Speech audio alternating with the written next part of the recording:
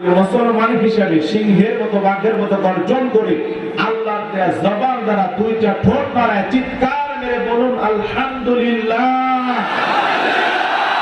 রব্বানা লাকাল হামদ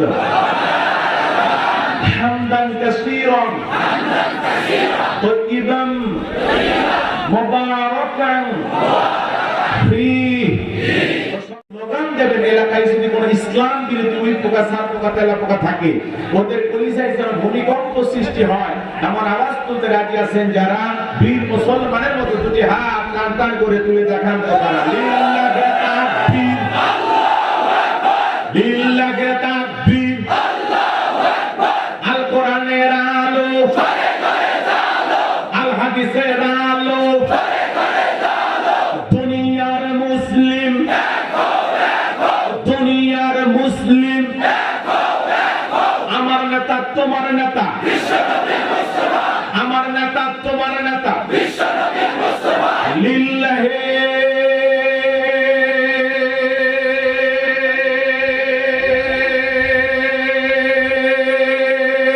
তাকবীর, আল কোরআনের আলো, আল হাদিসের আলো, দুর্নীতির আলো, কোরআন হাদিস যেখানে, সুদ ঘুষ যেখানে, লিল্লাহি তাকবীর, আল্লাহু আকবার। আপনারা কষ্ট পেয়েছেন? মাঝখানে একটু মিস্টেক হয়ে গেছে, তাই না? দুর্নীতির আলো ঘরে ঘরে জ্বালানো যাবে? বাংলাদেশের দুর্নীতি বন্ধ করার জন্য দুর্নীতি দমন কমিশন আছে না নাই? এরপরে দুর্নীতি কমেছে নাকি ডিজিটাল কায়দায় বেড়েই চলেছে? আমরা চাই আমাদের এই দেশটি দুর্নীতি মুক্ত, আল্লাহ কবুল করুন, সকলে বলুন আমিন। আমরা চাই আমাদের এই দেশটি মাদক মুক্ত, আল্লাহ কবুল করুন, সকলে বলুন আমিন। আমরা চাই আমাদের এই দেশটি যৌতুক মুক্ত, আল্লাহ কবুল করুন, সকলে বলুন আমিন। কথা শুনে গাইবান্ধার মানুষের একটু মন খারাপ, হুজুর কয় কি যৌতুক? এলাকায় ছেলে মেয়ে বিয়ে শাদী করলে মনে হয় যৌতুক নেয় না? নেওয়া তো হালাল, নাকি তো হালাল না হারাম? জোরে জোরে মহারণা দেওয়া কি আর যৌতুক নেওয়া হারাম। তারপরে নিয়েছে আচ্ছা, যৌতুকের টাকাগুলো কি বাড়িতে আছে না শেষ হয়েছে? হারামে কোনো বরকত, হারামে কোনো বরকত। হারামের মাল ধনিকের জন্য চিকচিক চিকচিক করে, পকেটে একটা গরম হয় হালকা, এরপরে দেখবেন কোন দিক দিয়ে ঠান্ডা করে ওই টাকা হারিয়ে গেছে, আপনি টেরও পাবেন। এই জন্য যৌতুক বিহীন যারা বিবাহ করেছেন, আল্লাহ পাক যতটুকু সাধ্য দিয়েছেন সে অনুযায়ী যারা মহরানা দিয়ে বিয়ে করেছেন, তাদের দাম্পত্য জীবনে দেখবেন অনেক সুখ, অনেক শান্তি। কথা বলেন ঠিক কিনা? আর যারা যৌতুক দিয়ে বিবাহ করেছেন, কথায় কথায় বইয়ের ঝাড়ি শোনা লাগে, ঝগড়া করে। কথা বলেন ঠিক কিনা? এটা আমার বাবার টাকা দিয়ে কিনছো, এটা আমার বাবার টাকা দিয়ে কিনছো, এমনকি মাঝে মাঝে বলে খাটো আমার বাবার টাকা। বেশি কথা কইলে খাট থেকে নিচে না। এই জন্য যারা বিয়ে করবেন, বিয়ে করার আগে ঘরের যত আসবাবপত্র আগে ছেলে মানুষের মতো, পুরুষের মতো একটা রোজগার করে খরচ যা যা লাগে সব রাখে তারপরে বিয়ে করবেন যাবেন। তার পকেটে তো মিনিমাম 50,000 টাকার একটা বাড়ি। একেবারে পাতলা পাঞ্জাবি পরবেন, পকেটে তো টাকার বান্ডিল দেখা। আর ওই যে যারা ওই যে রুমাল বোঝেন না, এক নম্বরের খারাপ, ভিতরে ভেজাল আছে। ভেজাল না থাকলে তুমি আর ধরিস টাকার বান্ডি নিতে পারে, সেইভাবে একটা ভাব নিয়ে যাবে। কথাটা ঠিক নয়া জামা নাকি আছে আছে, সামনের দিকে যায়। আল্লাহ পাক তৌফিক দান করলে কান ধরে কিছু কথা শোনাবো। এলাকার মানুষের কাছে যদি না শুনে তো শোনাবো কোন জায়গায়? সম্মানিত ভাইরা আমার, বেশি কথা নয়, মা বোনের যে পাওয়ার, এ যাবৎ শুনেছেন, শোনেন ব্রেকিং নিউজ, এ যাবৎ শুনেছেন যে ছেলে জোর করে মেয়ে তুলে নিয়েছে বিয়ে করে। আর পটুয়াখালী মির্জাগঞ্জের নতুন ঘটনা ঘটছে, মেয়ে ছেলেকে জোর করে তুলে নিয়ে এসে বিয়ে করছে। কি মহিলা গো! মেয়ে কয়েকটা গুন্ডা বান্দা ভাড়া কইরা ছেলেকে ফোন করে তুলে নিয়ে কাজী অফিসে করছে সাকর কর তাড়াতাড়ি আমার বিয়ে করা কি করিলে তো লাশ ধরতে বলে কিছু নাই কথাটা ঠিক কিনা এটা হলো ওয়াসলমান মানে কেউ পছন্দ করছে না বিয়ে হচ্ছে না ছেলে খুঁজে পাচ্ছে না রাষ্ট্রে সন্ত্রাসী কায়দায় একটা ছেলেকে জোর করে নিয়ে এসে বিয়ে করছে কথা কোন ঠিক আপনি পর্দানিশী হন নেককার হন আবেদা সালেহা নামাজি পর্দানিশী হন আপনার পিছনে ছেলের বাবারা লাইন দেবে সেই নামাজি নেককারে পর্দানিশী এই নেককার ভদ্র মেয়েটাকে আমার পুত্র ভূত বানাই দিচ্ছে ওই নিয়ে আবার দেখতেছেন বিয়ে করতেছে মাথার কাপড় পর্যন্ত দেন ভাই সাবধান ছেলেরা খুব সাবধান এত রহস্য হলো মেয়েটা ছেলেকে প্রেমের প্রস্তাব দিয়েছে প্রেমের প্রস্তাব প্রত্যাখ্যান করায় এই শাস্তি দিল যে প্রেম করো রাজি হলো না তাহলে বিয়ে আসলো ভাই কথা কম হবে কানেকশন হচ্ছে গরম গরম কথা বলতেছি তাড়াতাড়ি এক কথায় হাত দেন নাকি হাত তাড়াতাড়ি হাত সবাই হাতে কানে দিচ্ছি দেন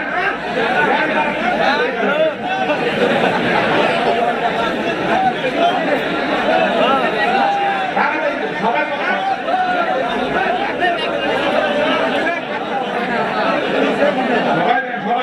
এই ছেলেমেয়েরা তাড়াতাড়ি যাবো সময় কম এমনি ঝড় তুফান চতুর্দিকে উঠতেছে তাড়াতাড়ি বাড়ি চলে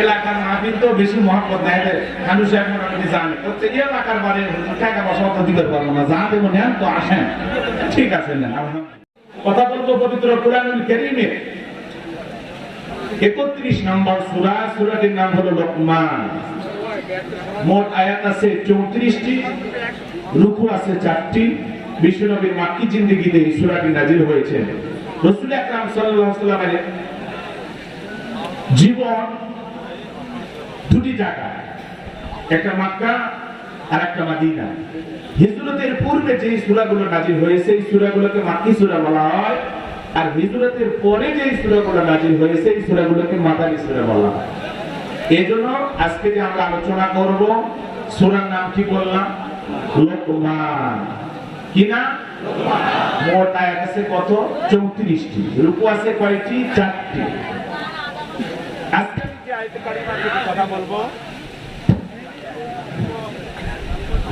যে আয়াতে কারিমা আপনাদের সামনে তেলাওয়াত করেছি আয়াতের নাম্বার হলো 17 নাম্বার কত নাম্বার আয়াত 17 নাম্বার এখান থেকে কিছু গুরুত্বপূর্ণ কথা আপনাদের জন্য এবং আমার জন্য জরুরি কারণ আল্লাহর একজন বান্দা ছিলেন লোকমানে হাকিম কোন নবী নন রাসূল নন একজন জ্ঞানী ব্যক্তি হিকমত ওয়ালা ব্যক্তি কিন্তু আল্লাহ পাক সুবহানাহু ওয়া তাআলা তার জিন্দেগীর এই উপদেশগুলো এই কথাগুলো কি এত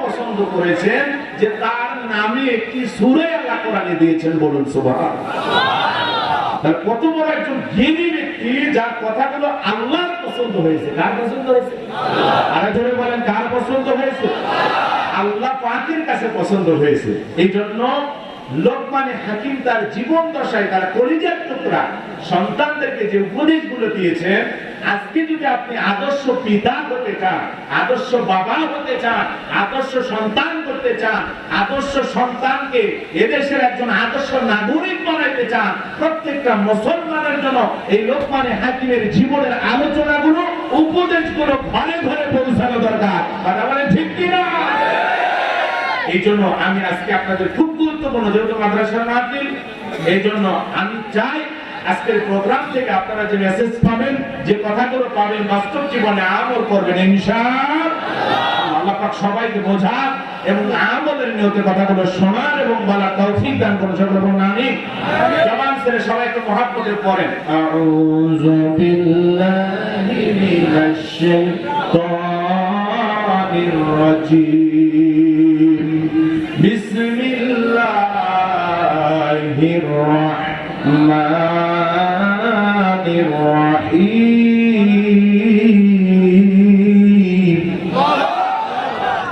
বিতাড়িত মুদ্দাত শয়তানের কাছ থেকে আল্লাহর কাছে আশ্রয় প্রার্থনা চাচ্ছি। পরম করুণা অসীম দয়ালু আল্লাহর নামে শুরু করছি। কথা বলবো কোন সূরা? আরো জোরে বলেন, লোকমান। কারণ এই জিনিসগুলো জিজ্ঞাসা করার পিছনে কারণ হলো অনেকে বলতেছে ওয়াজ করলে করেন, এত ফ্যাশন কে হুজুর এতবার জিজ্ঞাসা করেন কেন? কারণ আমি চাই ওয়াজটা যেন ওইরকম না হয়। ভোলা জেলায় 14 দিন ব্যাপী তাফসীর মাহফিল। কয়দিন? হুজুর সূরা ইউসুফের তাফসীর করছে, আলোচনা শেষে এক পুরুকে এই বাঁশের খুঁটি ধরে আর যায় না। হুজুর বলছে বাবাজি বাড়িতে যাবেন না?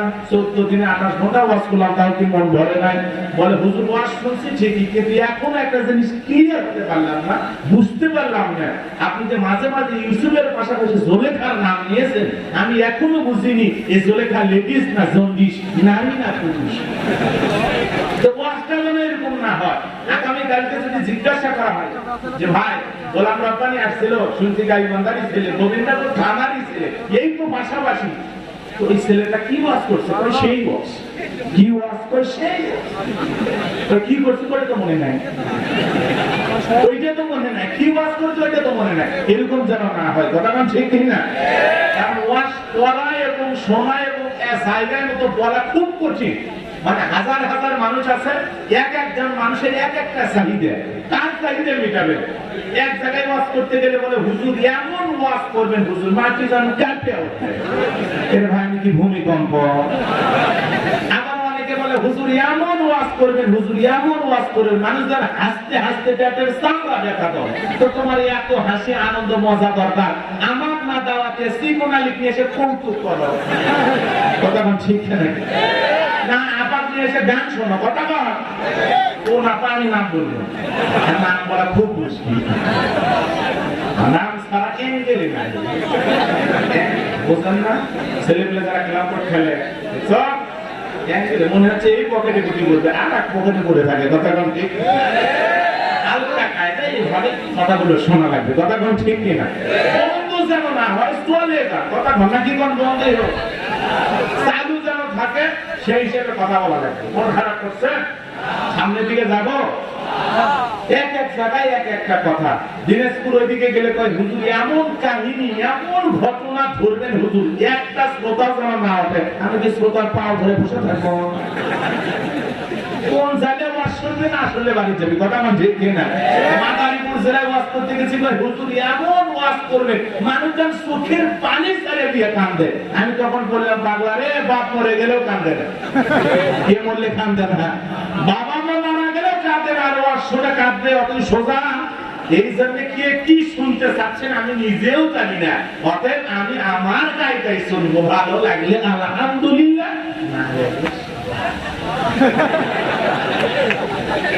সম্মানিত ভাইরা আমার,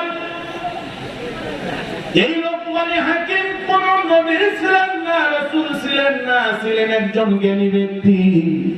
তার কথাগুলো আসমানের মালিক আল্লাহ পাক সুবহানাহু ওয়া তাআলার কাছে এমন পছন্দ হলো, এমন মনোনীত হলো, আসমানের মালিক তার কথাগুলো পছন্দ করে, কুরআনুল কারীমের মধ্যে কোট করে দিয়েছেন। বলুন আল্লাহু আকবার।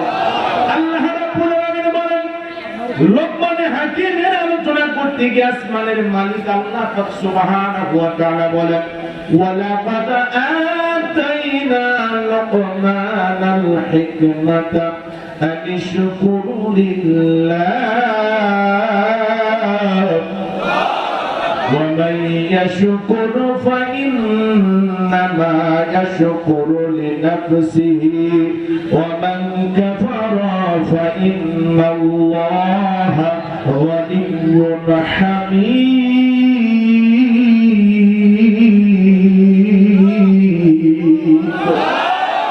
আল্লাহ রাব্বুল আলামিন বলেন, আমি লোকমানে হাকিমকে হিকমত দিয়েছিলাম, জ্ঞান দিয়েছিলাম, আর বলেছিলাম ও লোকমান তুমি আল্লাহ পাকের শুকরিয়া আদায় করো।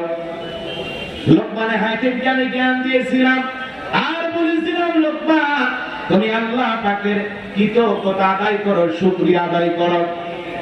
লোকমানে হাকিম কে আল্লাহ রাব্বুল আলামিন যেই কথা বলেছিলেন আল্লাহর শুকরিয়া আদায় করো, যে আল্লাহ পাকের শুকরিয়া আদায় করে এটা যেন সে নিজের জন্য আদায় করে, কার জন্য? আর জোরে বলেন কার জন্য? শুকরিয়া আদায় করেছে সে নিজের জন্যই শুকরিয়া আদায় করলো, এতে তার নিজের লাভ, আমার আল্লাহর কোনো লাভ ক্ষতি নাই। কথা বলেন ঠিক কিনা? ভালো করে বোঝার চেষ্টা করবেন। আল্লাহ পাক আপনাকে সুস্থতা দিয়েছে, ধন দৌলত দিয়েছে, যে অবস্থায় থাকেন না কেন শুকরিয়া আদায় করতে হবে কার? লা ইন শাকারতুম লাযিদান্নাকুম ওয়া লা ইন কাফারতুম ইন্না আযাবি লাশাদীদ।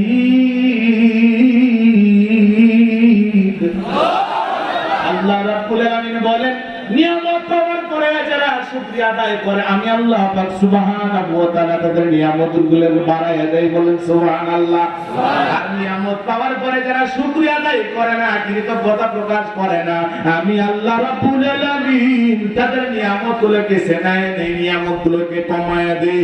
আর শুধু কমায় দেই না, সেনায় নেই না, তাদের জন্য কঠোর আযাব শাস্তির ব্যবস্থা রয়েছে। জোরে বলেন নাউযুবিল্লাহ। আল্লাহ পাক আপনাকে ভালো রেখেছেন, সুস্থ রেখেছেন, যতটুকু টাকা পয়সা দিয়েছেন, যে অবস্থায় রেখেছেন সে অবস্থায় থেকে শুকরিয়া আদায় করতে হবে কার? আরো জোরে বলেন কার? ভাইরা আমার, আজকে আমাদের কৃতজ্ঞতা নাই, শুকরিয়া আদায় করা নাই। এই মহামারীতে কত মানুষ বিদায় নিয়ে চলে গেল। আল্লাহ যে সুস্থতার নিয়ামত দেয় এখন পর্যন্ত নিঃশ্বাস নেওয়ার তৌফিক দিয়েছেন, এজন্য জবান ছেড়ে কি একবারে জোরে বলা যাবে আলহামদুলিল্লাহ। আর চিৎকার মেরে আরেকবার বলেন আলহামদুলিল্লাহ। এই যে আমরা শুকরিয়া আদায় করলাম, এতে আমাদের লাভ নাকি আমার আল্লাহর লাভ? আরো জোরে বলেন। আপনি যদি কৃতজ্ঞতা আদায় করেন, আল্লাহ পাক সুবহানাহু ওয়া তাআলার জিকির করেন, তাসবিহ তেলাওয়াত করেন, এতে আপনার লাভ, আমার লাভ, আমার আল্লাহর কোনো লাভ ক্ষতি নাই। কথা বলেন ঠিক কিনা? তমাম পৃথিবীর মানুষগুলো যদি আল্লাহ পাকের কৃতজ্ঞতা আদায় করে, শুকরিয়া আদায় করে, আল্লাহর জিকির করে, এতে আমার আল্লাহর মর্যাদা সম্মান বৃদ্ধি পায় না। কথা বলেন ঠিক কিনা? আবার তমাম পৃথিবীর মানুষগুলো যদি অকৃতজ্ঞ হয়, আল্লাহর কৃতজ্ঞতা আদায় না করে, আমার আল্লাহরে আল্লাহ বলে না ডাকে, এতে আমার আল্লাহর সম্মান কমেও না। কথা বলেন ঠিক কিনা? কারণ 5 বছর পর আল্লাহ তো নির্বাচন করে হয় না। কথা চল বোঝেন না আলোচনা? আপনি আল্লাহকে ডাকলে আপনার লাভ, আমার আল্লাহ তাতে কোনো লাভ ক্ষতি? তামাম পৃথিবীর মানুষগুলো আল্লাহর জিকির করলে তাদের লাভ, আমার আল্লাহর কোনো লাভ নাই। এজন্য আল্লাহ পাক সুবহানাহু ওয়া তাআলা বলেছে, যারা শুকরিয়া আদায় করে এটা সে তার নিজের জন্য আদায় করে, ওরা শুকরিয়া আদায় করাতে আমার লাভ ক্ষতি নাই। কথা বলেন ঠিক কিনা? সম্মানিত ভাইরা আমার, বোঝার চেষ্টা করবেন। আল্লাহর পয়গম্বর মুসা আলাইহিস সালাম মাওলা পাকের সাথে কথা বলার জন্য তুর পাহাড়ে যাইতো, নেটওয়ার্ক পাইতো তুর পাহাড়ে, ডাইরেক্ট ওখানে যা মিস কল দিলে আল্লাহ ডাইরেক্ট কল দিয়ে পয়গম্বর মুসার সাথে কথা বলতো। বলেন আল্লাহু আকবার। মুসা নবী আল্লাহর সাথে কথা বলার জন্য তুর পাহাড়ে চলে যাচ্ছেন। পথের মধ্যে একজন মানুষকে আল্লাহ এত সম্পদ দিয়েছে, এত সম্পদ দিয়েছে, দেখে বলেন নবী মুসা, আল্লাহর কাছে একটু বলবেন এমন কি কোন আমল আছে যে আমল করলে আমার সম্পদ গুলো একটু কমে যাবে, এত সম্পদ আমার আর ভালো লাগে না। আল্লাহর পয়গম্বর বলে ঠিক আছে, আল্লাহকে জিজ্ঞাসা করব কোন আমল করলে সম্পদ কমে যেতে পারে। এইবার আল্লাহর পয়গম্বর মুসা নবী সামনের দিকে রওনা করে, চাইতে চাইতে পথের মধ্যে একটা বুড়ি মহিলা দেখে বলে মুসা নবী কই যাও? বলে আল্লাহর সাথে কথা বলার জন্য তুর পাহাড়ে যায়। মহিলা ডেকে বলে পয়গম্বর মুসা, বড় দরিদ্রতার মধ্যে বসবাস করি, অভাব অনাটনের মধ্যে বসবাস করি, এই ছোট্ট কুটিরি ছাড়া আমার আর কিছু নাই, খাইতে পারি এক বেলা আর এক বেলা পারি না। আমার আল্লাহর কাছে একটু জিজ্ঞাসা করে নিও কি এমন আমল করলে আমার অভাব অনাটন দূরে চলে যাবে, আমি একটু শান্তিতে বসবাস করতে পারবো। আল্লাহর পয়গম্বর মুসা নবী দেখে বলে ঠিক আছে বুড়িমা, আমি আল্লাহর কাছে জিজ্ঞাসা করবো কোন আমল করলে আপনার সম্পদ বৃদ্ধি হবে, অভাব অনাটন দূর হবে। পয়গম্বর মুসা নবী চলে গেলেন, আল্লাহ পাকের সাথে কথা বললেন। সংক্ষিপ্ত ভাবে বোঝানোর জন্য বলতেছি, ঘটনা বলা মূল উদ্দেশ্য নয়। পয়গম্বর মুসা নবী আলোচনা শেষ হয়ে যাওয়ার পর আল্লাহ ডেকে বলে মুসা, কে যেন পথের মধ্যে কি কি জানতে চাইছিল বলবো না? বলে আল্লাহ আপনি তো আলিমুল বিদাতি সুদূর, ইন্নাল্লাহা লাতীফুন খবীর, সব খবর তো আপনার জানা আছে। ইন্নাল্লাহা খবীরুম বিমা তা'মালুন, সবার আগে সব খবর আপনি জানেন ও মালিক, আপনি একটু বলে দেন, একটা লোকের ধন সম্পদ অনেক বেশি হয়ে গেছে, ওই ব্যক্তি জানতে চায় কি এমন আমল করলে তার ধন সম্পদ কমে যাবে। আল্লাহ পাক থেকে বলে পয়গম্বর তাকে জানায় দিবা, সে যেন আমি মালিকের কম কম শুকরিয়া আদায় করে, তাহলে তার মাল সম্পদ কমে যাবে। এরপরে ডেকে বলে আল্লাহ বুড়ি মহিলা জানতে তার সম্পদ বৃদ্ধি হবে কিভাবে। আল্লাহ ডেকে বলে পয়গম্বর ওই বৃদ্ধ নারীকে জানায় দিবা, সে যেন বেশি বেশি করে আমি মাওলা পাকের কৃতজ্ঞতা শুকরিয়া আদায় করে। মুসা আলাইহিস সালাম চলে আসলেন, ওদের মধ্যে বুড়ি মহিলা ডেকে বলে পয়গম্বর মুসা খবর কি? বলে বুড়ি মা, আপনি যদি ভাগ্য খুলতে চান, কপাল খুলতে চান, তকদীরের উন্নতি চান, নিজের জীবনের উন্নতি চান, বেশি বেশি করে আল্লাহ পাক সুবহানাহু ওয়া তাআলার কৃতজ্ঞতা শুকরিয়া আদায় করেন। মহিলা ডেকে বলে মুসা, এত অভাব অনাটন দুঃখের মধ্যে থাইকা কেমনি আমি আল্লাহর শুকরিয়া আদায় করব? না না, আমি পারবো না। এত দুঃখের ভিতরে থাইকা আল্লাহকে ডাকা আমার পক্ষে সম্ভব না। যে পুতুলি ঘর ছিল ওইটাও পাতা আসে যে উড়ে চলে গেল। মুসা নবী সামনের দিকে চলে যায়, ওই মানুষ ডেকে বলেন পয়গম্বর মুসা, কোন আমল করলে সম্পদ কমে যাবে? দেখে বলে আল্লাহ পাক বলেছেন আল্লাহ পাকের শুকরিয়া কৃতজ্ঞতা কম কম আদায় করা লাগবে। ওই লোকটা ডেকে বলে আপনি আল্লাহর একজন পয়গম্বর হওয়ার পরেও কিভাবে কথা বলতে পারেন যে আল্লাহ এত নিয়ামত দিয়েছে, এত নিয়ামত দিয়েছে, এত সুন্দর ভাবে রেখেছে, সে আল্লাহর শুকরিয়া আদায় না করে আপনি কেমনে অকৃতজ্ঞ হতে পারি? ও পয়গম্বর মুসা, আমি মানতে পারলাম না, আমি আজ থেকে আরো বেশি বেশি আল্লাহর শুকরিয়া আদায় করব। ওই লোকটা যখন আল্লাহ পাকের শুকরিয়া আদায় করা শুরু করে দিল, আগের চাইতে তার ধন সম্পদকে আল্লাহ আরো দ্বিগুণ করে দিল। বলুন আল্লাহু আকবার। এই জন্য আপনি আল্লাহর কৃতজ্ঞতা আদায় করলে, আল্লাহকে আল্লাহ বলে ডাকলে, আল্লাহর শুকরিয়া আদায় করলে, এতে আপনার আমার নিজের লাভ, আল্লাহর কোনো লাভ ক্ষতি নাই। ডাকবা কাকে? মান্দলিক ডাকবা কাকে? আরো জোরে। আমরা গোলাম কা, আমরা গোলাম কা বলতে ঠিক আছে হুজুর, আমরা গোলাম। গোলাম মানে গোলাম বলে তো আপনার আমার কপাল ভালো। আমরা সবাই কার গোলাম? এই জমিন কা, আপনি আমি কা, কোরআন কা, আল্লাহর জমিনে থাকবেন, আল্লাহর দেয়া এত সুন্দর পৃথিবী, আলো বাতাস ভোগ করবেন। আর কারে ডাকে? হ্যাঁ হ্যাঁ, কারে ডাকে? রক্তে হবে কাকে? আর জোরে বলেন আল্লাহ রে ডাকো রে বান্দা, আল্লাহ রে ডাক, আল্লাহ রে ডাকতে ডাকতে জীবন চলে যাক, আল্লাহ রে ডাকো রে বান্দা, আল্লাহ বলে ডাক। কথা বলে ঠিক কিনা? যখন তুমি ছোট্ট ছিলে, ডাকছিল না মুখে, তোর খাবার দিলে নাল্লা মা জননীর বুকে রে, মা জননীর বুকে। কথা বলে আল্লাহ পাক আজ আছে না নাই? ডাকবেন কাকে?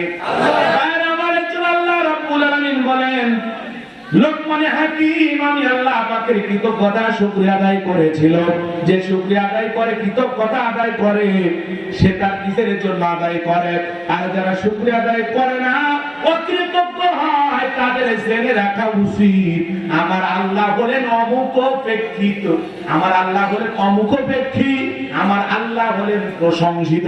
সুবহানাল্লাহ। আল্লাহুস সামাদ, আল্লাহ হলেন অমুখপেক্ষী, তিনি কারো কাছে কিছু চান না, তার স্বভাব হলো তার দেওয়া নেওয়া না। আল্লাহ একবার বলে, এই জন্য আল্লাহ বলেন যারা কৃতজ্ঞতা প্রকাশ করে না, ওই অকৃতজ্ঞদের জেনে রাখা উচিত আমি আল্লাহ অমুখপেক্ষী, আমি কারো মুখপেক্ষী নই। আল্লাহ কারো কাছে কোনো কিছুর বিষয়ে জবাব দেওয়া লাগে না, কোনো কিছুর বিষয়ে কারো কাছে সিদ্ধান্ত নেওয়া লাগে না। আল্লাহ আল্লাহ বলেন আল্লাহু আকবার। এবং আল্লাহ নিজে বলতেছেন আল্লাহ প্রশংসিত। আপনি প্রশংসা করলেও আল্লাহ প্রশংসিত, আপনি প্রশংসা না করলে আমার আল্লাহ প্রশংসিত। আল্লাহু আকবার বলেন।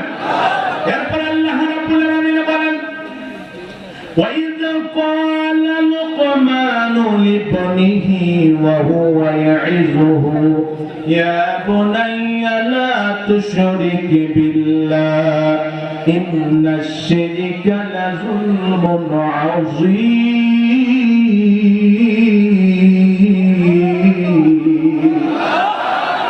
আমার কথা বলতে গেলে অনেক লম্বা হয়ে যাবে, আমি লম্বা করব না। লোকমান হাকিম একজন জ্ঞানী ব্যক্তি, সর্বপ্রথমে জ্ঞানী ব্যক্তি নয়, তিনি ছোটবেলা থেকে মানুষের বাড়িতে ছাগল চড়াইতেন। একজন রাখাল ছিলেন, চেহারা ছিল কুচকুচে কালো, অন্তর ছিল ভালো, ঠোঁটগুলো ছিল মোটা, চেহারা ছিল শর্ট খাটো। কথা কি বোঝা যায়?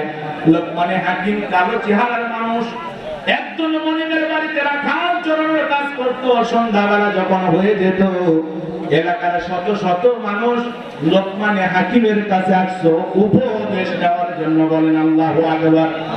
তার মনিব একদিন জিজ্ঞাসা করে, কি ব্যাপার তোমরা কার কাছে আসো? বলে লোকমানের কাছে। কেন? বলে আপনি জানেন না আপনার এই রাখাল লোকমান এত জ্ঞানী, আমাদের জীবন ঘনিষ্ঠ কোন বিষয় নিয়ে যদি তাকে প্রশ্ন করা হয়, তার কাছে যদি কোনো বিষয় আমরা উপদেশ চাই, এত সুন্দর সমাধান দেয়, এত সুন্দর উপদেশ দেয় যে আমাদের জীবনকে আলোকিত করে, আমাদের জীবনের সমস্যার সমাধান করে দেয়। বলেন আল্লাহু আকবার। বলে তাই নিয়ে কি এত জ্ঞানী? বলে হ্যাঁ। মানে আমি নিজে টের পাই না। এই চিন্তা করে পরের দিন পরীক্ষা করার জন্য লোকমান হাকিমকে ডেকে বলে, লোকমান একটা ছাগল জবাই করো, সবচাইতে উৎকৃষ্ট কি ছাগলের ভিতরে আছে ওইটা নিয়ে আসো। লোকমান হাকিম ছাগল জবাই করলেন। সবচাইতে উৎকৃষ্ট দুইটা জিনিস, একটা হলো জিহ্বা আর একটা হলো হৃৎপিণ্ড।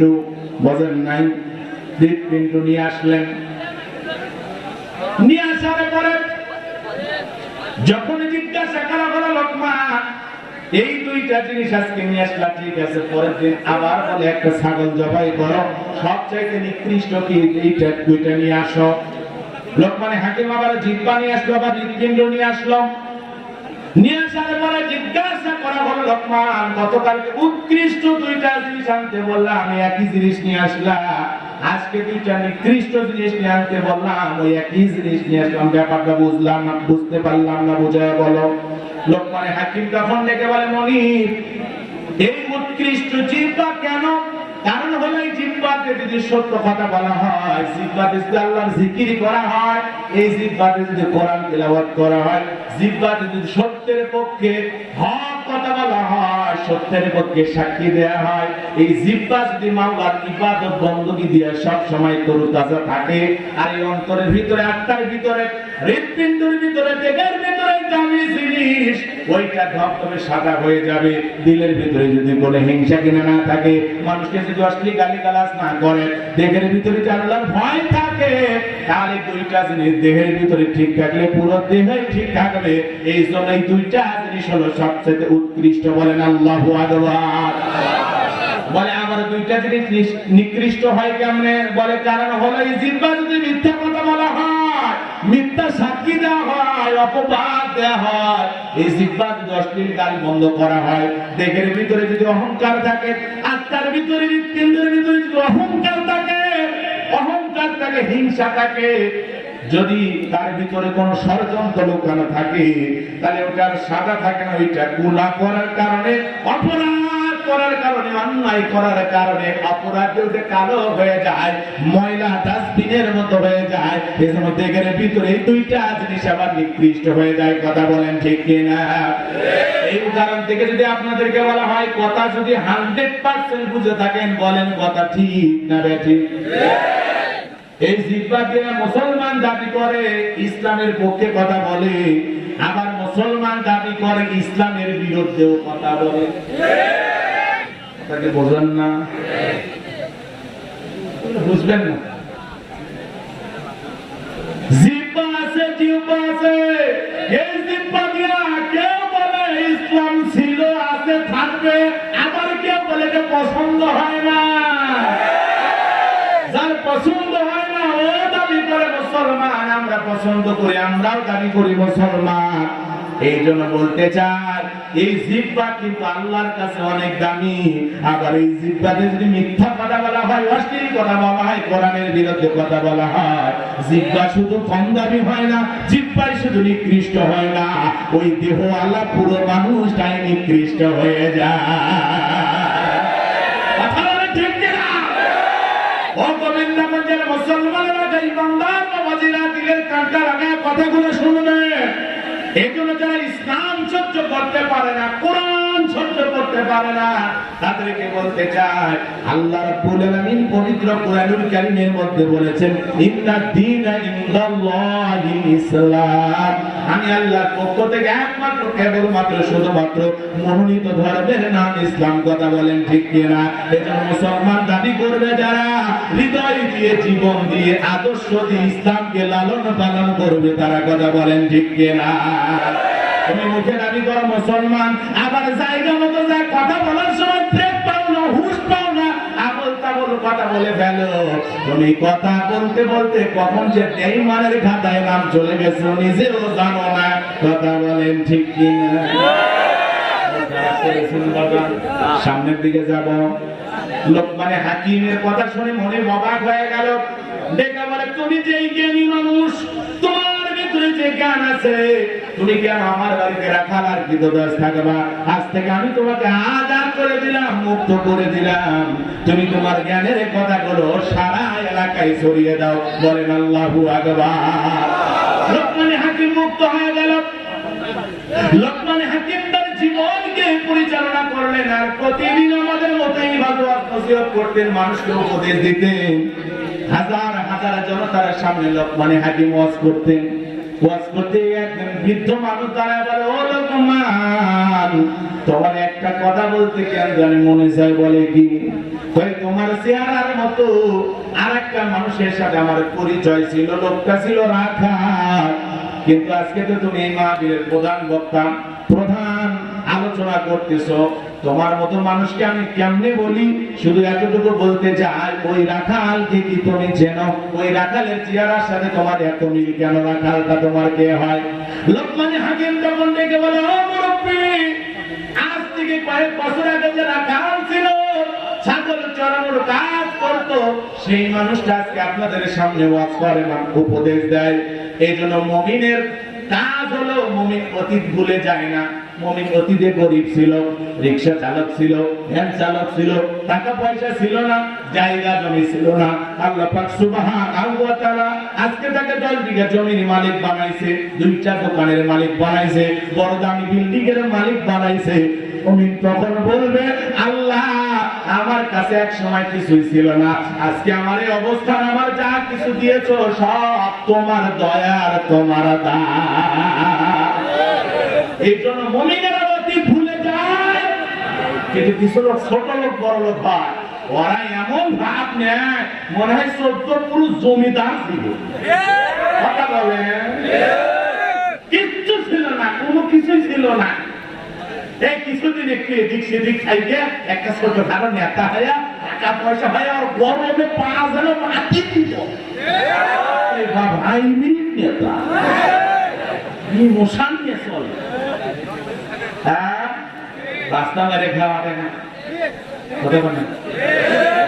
টাকা, ঘুমের টাকা, চাইলের টাকা, এত টাকা মেরে খায়, খাটের তলে পর্যন্ত তেল ঢুকে।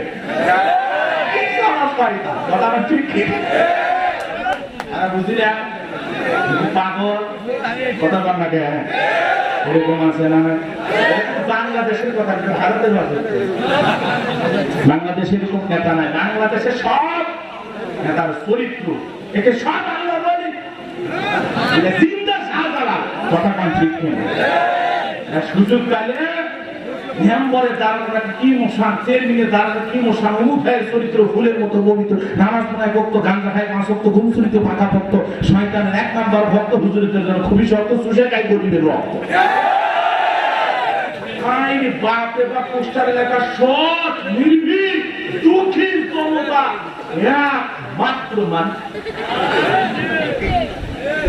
আবার ভোট পায় যখন মেম্বার হয়, তখন এই যে বয়স্ক ভাতার কার্ড দিয়ে চলে একটা যেতে অনেক খরচ হয়, গরিব মানুষের কাছে 2-3 হাজার করে টাকা নেয়, এগুলো সিস্টেম গাইবান্ধায় নেয়। উন্নততার কথা বয়স্ক মহিলাকে বিধবা ভাতার কার্ড দেয়, ওখান থেকে টাকা খায়। তো তুমি বলে গরিবের উপকার করবা, গরিবের বন্ধু হবা, তোমার চরিত্র এরকম কথা কন না। এই গরিব অসহায় মানুষের সেবা করার সুযোগ দেয়। নির্বাচনের আগে যখন মার্কা থাকে, যে কয়েকদিন নেতা আনাগোনা, সেই কয়েকদিন এক নেতা সালাম দিতে দিতে খেজুর গাছে পর্যন্ত সালাম দিচ্ছে।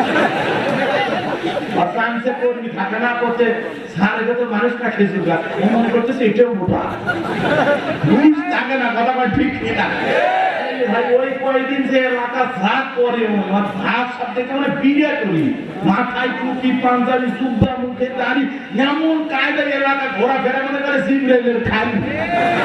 কথা ঠিক কিনা? এই জন্য সত্যিকার মানুষ হতে হবে, আদর্শ মানুষ হতে হবে, সত্যিকারী মানুষের উপকারে করার জন্য কাজ করা লাগবে। আমি কি কাউকে গালি দিয়েছি, কারো বিরুদ্ধে বলেছি?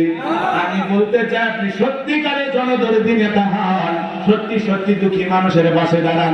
কিন্তু এই জায়গায় আমি বলতে চাই, চেয়ারম্যান মেম্বার, এমপি, উপজেলা চেয়ারম্যানের চাইতে 1 নাম্বার হলো জনগণ খারাপ। কারণ হলো এই জনগণ ভোটের রাত্রে কালো টাকার লেনদেন করে,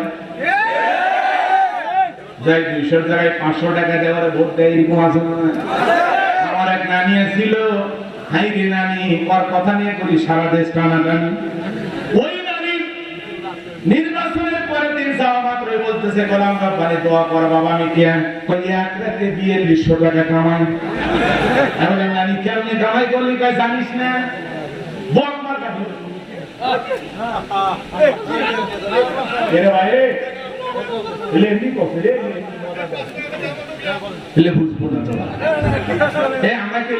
দেশের বা রাষ্ট্রের বিরুদ্ধে বলতেছি, এলাকা যা হয় তাই বলতেছি। আমরা যে খাত সেটা বুঝেছি, এতক্ষণ তো নেতার কথা বলে আমরা যে 5 নম্বর সেটা বুঝেছি। কথা কম না খায় নানি ধরলেন, নানি এক রাতে 200 টাকা, এর ফজিলতকে তাড়াতাড়ি করে বিস্তারিত তাফসীর ব্যাখ্যা বিশ্লেষণ দিয়েছে। তখন বলতেছে, ভাই বক মার্কা ঢুকছে ওর থেকে 200, আনারা ঢুকছে ওর থেকে 500, তালা ঢুকছে ওর থেকে টাকা দিয়েছে, ফুটবল ঢুকছে তার থেকে টাকা, তাকে ফিরে সবাই সে কাছে নানি ভোট দেবেন, আর যেমন আমার তোমার কথা কম না খায় সব মার্কালা থেকে টাকা খায়, এরকম লোক আছে না নাই? তাহলে সেই দেশের জনগণ নেতার কাছ থেকে 200-500 টাকা নির্বাচনের রাতে ঘুষ খায়, টাকা নেয়, আপনি ফল গাছ লাগাবেন তেঁতুল, আর ওখানে জায়নামাজ করে দোয়া করবেন, আল্লাহ রাজশাহীর বস্তি আমদে, রংপুরের ল্যাংড়া দে, আল্লাহ কিন্তু কপালতারি রে, তো কপালতারি। নির্বাচনের কালো রাত্রে টাকা খাও নেতাদের কাছ থেকে 500-200-1000, আর তুমি ওই টাকায় যায়া আদর্শ নেতার পক্ষে না দিয়ে ওই টাকা খাইয়া তুমি এমন লোককে তুলেছো যা নির্বাচনে কয়েক লক্ষ টাকা খরচ হয়ে গেছে। এই জন্য সর্বপ্রথম আগে টাকা তুলে তারপরে এলাকার উন্নয়ন করবে। কথা আমার ঠিক কিনা? যাই হোক, আমাদের নেতা সবাইকে বলেন, ভাই একটা বিড়ি পর্যন্ত খাবো না, আপনাকে একটা বিড়ি সিগারেট 5 টাকা দেওয়া লাগবে, একটা চাও খাবো না ভাই। কথা হলো একটাই, আমরা এই গ্রামের এই এলাকার সবাই আপনার ভোট দেবো ভাই, আপনি টেনশন করবেন, আপনার নেতা বানিয়ে দাও, কিন্তু শর্ত হলো এই ভাঙ্গা চালা রাস্তাটা ঠিক হয়। কথা কম আগে নেতা ঠিকভাবে ধরলে নেতা ঠিক হয়ে যাবে। কথা কম ঠিক কিনা? এই জন্য আমরা আগে ঘুষ ছাড়বো, তাহলে ঘুষ ছাড়া নেতা পাবো। কথা কম ঠিক কিনা? জনগণ আগে ঠিক হওয়া লাগবে, তাহলে আমাদের নেতাও ঠিক হবে। কথা আল্লাহ আমাদের সবাইকে সঠিক পৌঁছানোর জন্য আমি জামালউদ্দিন সরকার দ্বিতীয় পুত্র নূর মোহাম্মদ সরকার আগামী নির্বাচনে চেয়ারম্যান পদপ্রার্থী, নগদ 3000 টাকা। আলহামদুলিল্লাহ কবুল করুক, তার মনের বাসনাকে পূরণ করুক। সম্মানিত ভাইরা, আমার দিলের কানটা লাগায় কথাগুলো শুনবে। যে কথা আমি বলতে চাচ্ছিলাম মনে হয় আপনারা ভুলে গেছেন।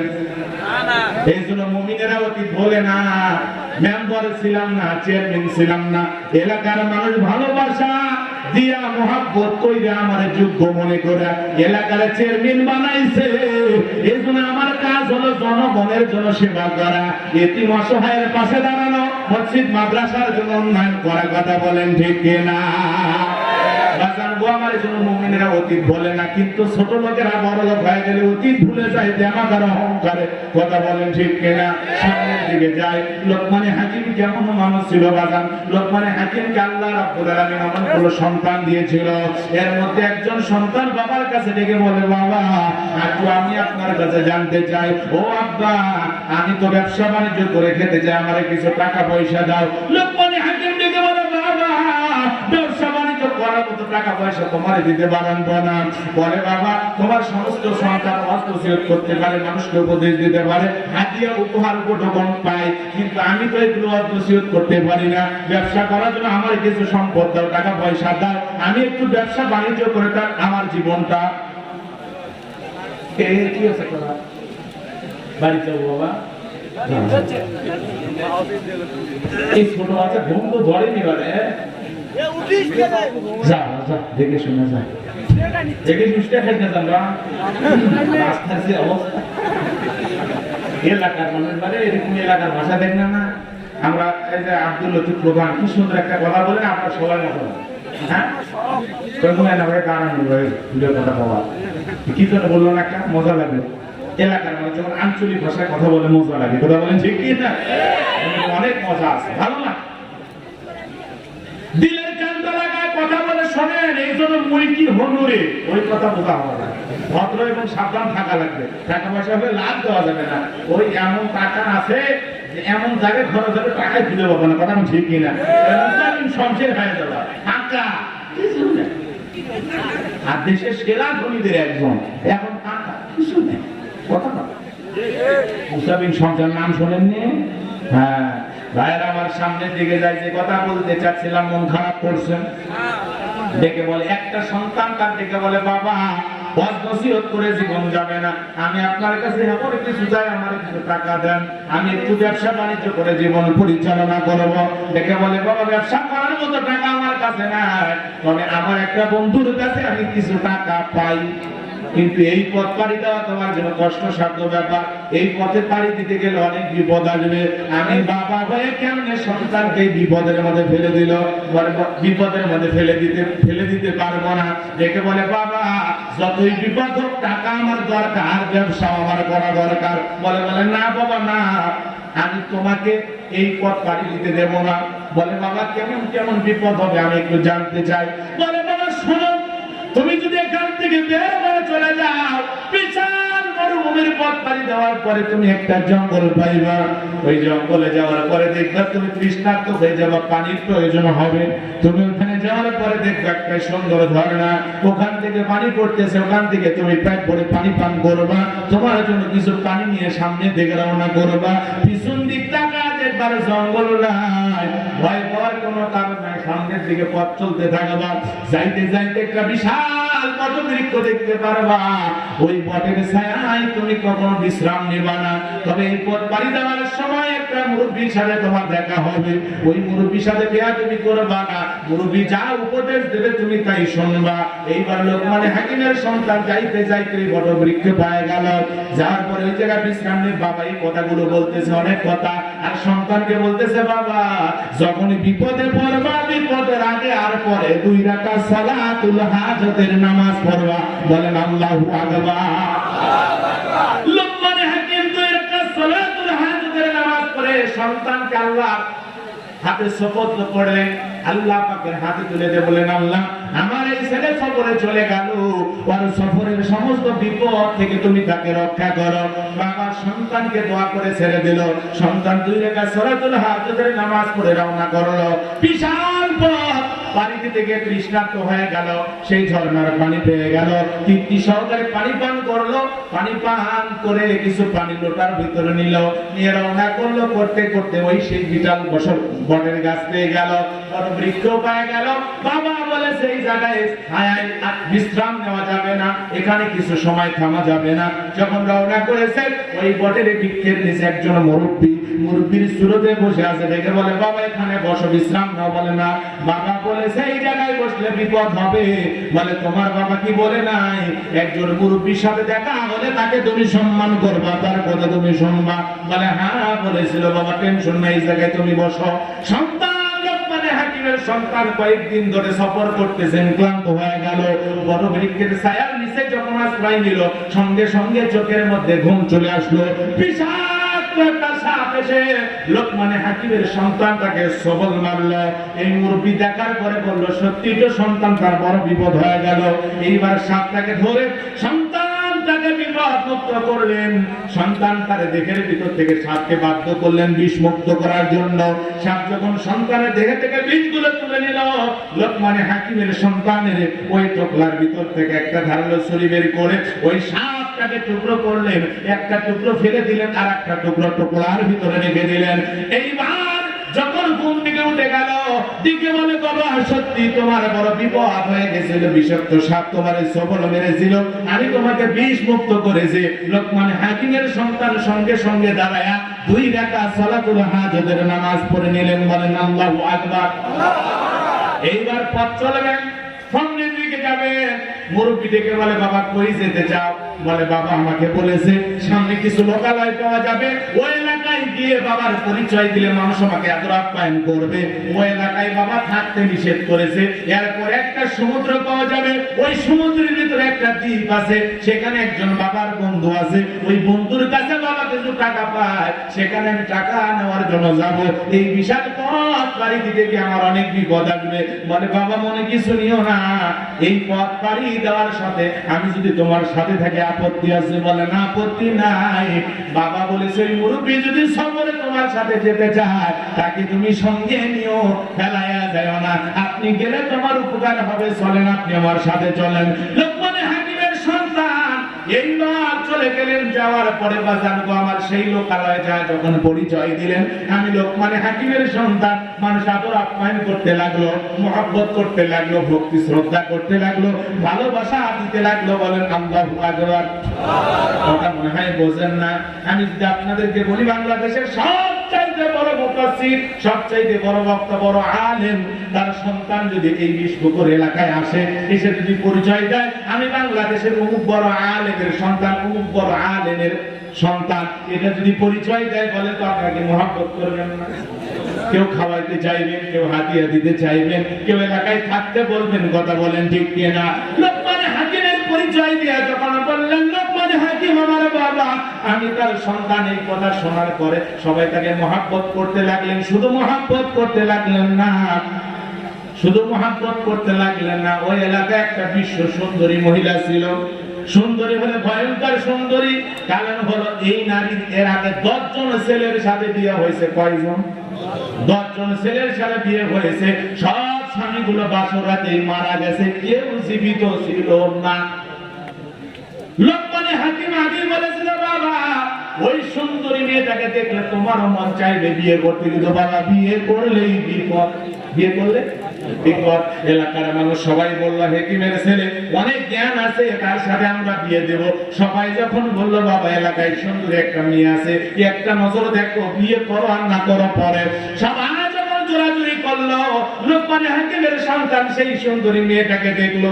দেখার পরে মনে চাইলো যে আসলে এত সুন্দর মেয়ে আমি কোনোদিন দেখি নাই, আমি ওই মেয়েটাকে বিবাহ করতে চাই, কিন্তু বাবা বলেছে বিয়ে করলেই বিপদ। আর এর আগে কয়জন স্বামী মারা গেছে? আরো করে বলেন কয়জন? ঘটনাকে সামনের দিকে নিয়ে যাব। কারা কারা শুনতে আছে দুহাত তুলে একবার দেখান, লিল্লাহি তাকবীর। কি কি কারণে মারা গেছে আমি সব কথা আপনাদেরকে বলবো, কিন্তু এই জায়গায় একটা কথা না বলে পারি না। আমার আলোচনা একটু সামনের দিকে নিয়ে যাওয়া লাগবে। লোকমানে হাকিমকে আল্লাহ রাব্বুল আলামিন এত পছন্দ কেন করলেন? তার মূল কারণ হলো, ওয়া ইযা ক্বালা লুকমানু লিবনিহি ওয়া হুয়া ইয়াইযুহু ইয়া বুনাইয়া লা তুশরিক বিল্লাহ। আল্লাহ রাব্বুল আলামিন বলেন, স্মরণ কর লোকমানের হাকিমের কথা। যেই লোকমানে হাকিম তার পরিজাত টুকরা সন্তানগুলোকে কাছে ডেকে ডেকে উপদেশ দেওয়ার ছলে বলতেন, ইয়া বুনাইয়া লা তুশরিক বিল্লাহ, হে আমার পরিজাত টুকরা সন্তান, হে আমার বৎস, আল্লাহর সাথে কখনো শিরিক করবে না। বলেন আল্লাহু আকবার। লোকমানে হাকিম তার সন্তানকে যে কয়টি উপদেশ দিয়েছিলেন, তার 1 নাম্বার উপদেশ কি? আল্লাহর সাথে কাউকে শরীক করবে না। ইন্না শিরকা লা যুলমুন আযীম, শিরিক হলো সব সব চাইতে বড় জুলুম। এমন কি আমাদের হওয়ার দরকার আছে না নাই? লোকমান হাকিম কলিজার টুকরা সন্তানকে কোলে বসায় কাছে বসায় বলতেছেন, ইয়া বুনাইয়া, হে আমার বর্ষ, হে আমার কলিজার টুকরা, হে আমার হৃদয়ের স্পন্দন, হে আমার জানের জান, বাপজান আমার শোনো, ইয়া বুনাইয়া লা তুশরিক বিল্লাহ, আল্লাহর সাথে কখনো শিরিক করো না। ইন্না শিরিকা লা যুলমুন আযীম, এই শিরিক হলো সবচাইতে বড় জুলুম। যারা করেছেন হাদিস শরীফের মধ্যে আছে, বাজার বাবা খেয়াল করে শুনবেন। বিশ্ব নবীর সাহাবী আব্দুল্লাহ ইবনে মাসউদ রাদিয়াল্লাহু তাআলা বলেন, আখিরি পয়গম্বরকে একজন ব্যক্তিকে জিজ্ঞাসা করলেন, নবী গো, সবচাইতে বড় গুনাহ, সবচাইতে বড় পাপ, বড় অপরাধ কি? নবীজি বললেন, সবচাইতে বড় গুনাহ, সবচাইতে বড় পাপ, সবচাইতে বড় অপরাধ হলো আল্লাহর সাথে কাউকে শিরিক করা। আজকের সমাজগুলো আছে না? বুঝায় বললে বুঝবেন, না বললে তো কিছুই বুঝবেন না। শিরিকে আকবর বড় শিরিকগুলোকে বলা হয়, শিরিকে আকবর ছোট শিরিকগুলোকে বলা হয়। শিরিক হলো মোট 42 প্রকার। আর সবচেয়ে বড় শিরিক আল্লাহর সমকক্ষ কাউকে স্থাপন করা, স্থির করা, আল্লাহর জায়গায় কাউকে বসানো। কথা বলেন ঠিক কিনা? মন খারাপ করবেন না, বোঝার চেষ্টা করবেন বাজান যে কথা বলতে চাচ্ছিলাম। এখানে আমরা অনেকে বাবা আছি, সন্তান আল্লাহ আমাদের ঘরে দিয়েছে, কিন্তু আজ পর্যন্ত সন্তানকে কোলে নিয়ে কোনোদিন বলতে পারলাম না, ইয়া বুনাইয়া লা তুশরিক বিল্লাহ, আল্লাহর সাথে কখনো কোনোদিন শিরিক করো না। আরে সন্তানকে বলবো কিভাবে? আমি নিজেই তো জানি না শিরিক কি, কত প্রকার, বা তো নিজেই জানে না। কথা কথা রাগ করেছে, আওয়াজ বন্ধ করেছিস নাকি? কয় মিনিট? কি মারার বুদ্ধি মহাপত থাকা বলে, ওটা বসা করে ডিজিটাল ট্যাবলেট বস। ছোট ছোট ছোট পেশাব লাগছে, এই বয়সে পেশাব আটকাবার পারিস না, বড় হয় কি করবো?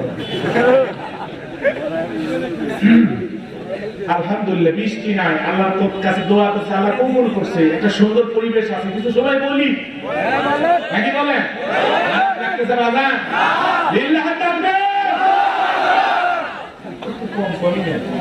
আর আপনার রিস্ক নেবেন, এগুলো আওয়াজ না। 10 মিনিট ছিল।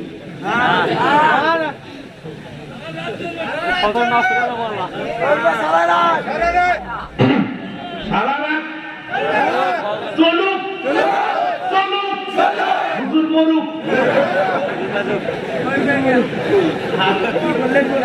হুজুর ওয়াজ করতে করতে মরে যান, 20 পুকুরে আপনার কবর হবে নাকি? কম না ভাই শোনেন, ভালোবাসা ভালো, কিন্তু বেশি ভালোবাসা ভালো।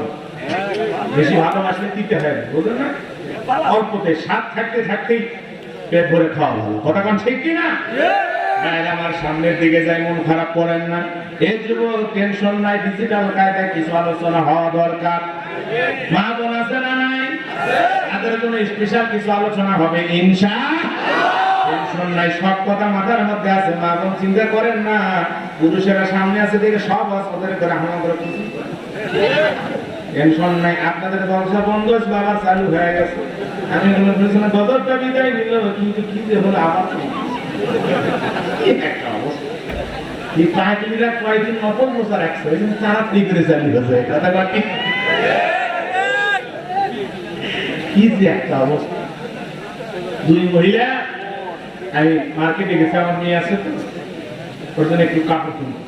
2 মহিলা করছে টিভি দেখে আর মজা নেই, মজা নেই, একটা সিরিয়াল হয় না। সিরিয়াল বা টিভি দেখার মজাই পাচ্ছে না, সিরিয়াল বন্ধ। এখন মনে হয় লাফাচ্ছে ভাই, কথা কোন ঠিক কিনা? এরকম মহিলা আপনাদের গাইবান্ধায় নাই, গোবিন্দাগঞ্জ তো নাই, আর 20 পুকুর এলাকার মানুষ তো খুবই কৃষক না হলে তাও মন খারাপ করেছেন মনে হয়। সামনের দিকে যাই বাজার, লোকমান হাকিম সন্তানকে ডেকে বলে, ইয়া বুনাইয়া লা তুশরিক বিল্লাহ, আল্লাহর সাথে কখনো শিরিক স্থাপন করা যাবে না, শিরিক করা যাবে না। শিরিক হলো সব চাইতে বড় জুলুম, বড় অপরাধ, বড় পাপ। কথা কন। আল্লাহ রাসূলকে জিজ্ঞাসা করা হলো, নবী গো, এক নাম্বার বুঝলাম শিরিক হলো সব চাইতে বড় অপরাধ, বড় পাপ। দুই নাম্বার কি নবী গো? আরেকবার জানতেছে এর চাইতে বড় পাপ, এরপরে কি বড় পাপ? বিশ্ব নবী ডেকে বলে, এর চাইতে বড় পাপ হলো নিরপরাধ মানুষকে হত্যা করা। নিরপরাধ মানুষকে কি করা? নিরপরাধ মানুষকে কি করা? আখিরি পয়গম্বর বলেছেন, শেষ জামানা এমন একটা জামানা আসবে, যেই জামানায় যাকে হত্যা করা হবে হত্যাকারী জানবে না তাকে কি কারণে হত্যা করা হচ্ছে। আবার যে হত্যা করবে সেও জানবে না আমি কেন হত্যা করলাম। এই জামানা এখনো শুরু হয়নি, আসতেছে। বুঝলেন না? কথা বোঝেন না? আর ভেঙে বলা লাগবে নাম ধরে ধরে। এমন একটা জামানা এসে গেছে, আল্লাহ রাসূল 1450 বছর আগে বলে গেছে অপরাধী কি কারণে হত্যা করা হবে, যাকে হত্যা করা হবে সে জানবে না তার কোন কারণে কি অপরাধে তাকে হত্যা করা হলো। আবার যে মারতে আসছে, হত্যা করতে আসছে, ক্যাডার সেজেছে, মাস্তান সেজেছে, সে নিজেও জানবে না লোকটাকে কেন মারলাম, এই লোকটা আসলে অপরাধ করেছে কিনা সে দেখবেও না, তদন্ত করবে না, আগে মারবে। সামনের দিকে যায়, মন খারাপ করেন না। এরপরে আল্লাহ রাসূলকে জিজ্ঞাসা করা হলো, নবী বলেছে যে বড় অপরাধ আর কি? এরপরে বিশ্ব নবী জানায় দিলেন এর চাইতে আরেকটা বড় পাপ, সেটা হলো প্রতিবেশীর স্ত্রীর সাথে ব্যভিচারী করা। প্রতিবেশীর স্ত্রীর সাথে পরকে করে জিনা করা। কথা বলা, এটা অবশ্য বাংলাদেশের নাই, গ্যারান্টি দিয়ে বলতে পারি। নিজের বউরে ভালো লাগে না, প্রতিবেশীর বউরে দেখলে ভাই ভাবি কেমন আছেন, আসসালামু আলাইকুম।